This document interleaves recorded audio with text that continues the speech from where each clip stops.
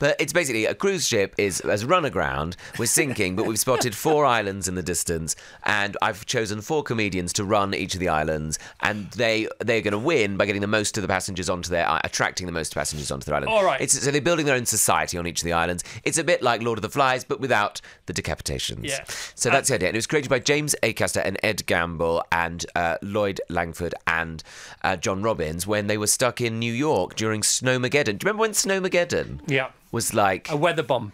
A weather bomb was a thing. Well, do you remember that was like the biggest thing? It was like, oh no, this terrible disaster we've had. Oh, how will human beings cope? Little did we know. Little did we know. Right, so people are raving about Johnny Vegas on the show. So, Oh, yeah. so your 4 main protagonists are We've got Pascoe, Sarah Johnny Pascoe, Vegas. Johnny Vegas, Ninia Benjamin, and Ahir Shah. So a great foursome, and all of them bring something different. Johnny is obviously mayhem.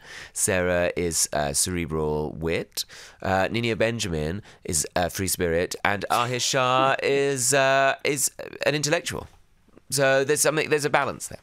So, You went with that. You riffed with that then, didn't you? I did a bit, and I was thinking You got there in the end. Good words for all of them to say, and I love them all. But what's nice is that they all have their own space, because I think technically you could say it's a panel show because they're all round a table, but it's not really a panel show. But what I like to think of it is a time when you get to know each of the comedians because they get time to do their thing. Right. So episode 1, episode 2 is tonight. Episode 1 was you pick an island, you name your island, so you had to come up with a name.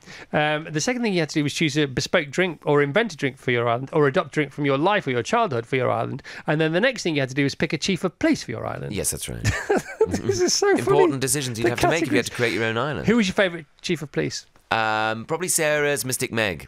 Sarah Pascoe chose Mystic Meg as her chief of police because, of course, she could predict all the crime, so it would be fine. See, that's quite clever. Very clever. Unless it was a cloudy night.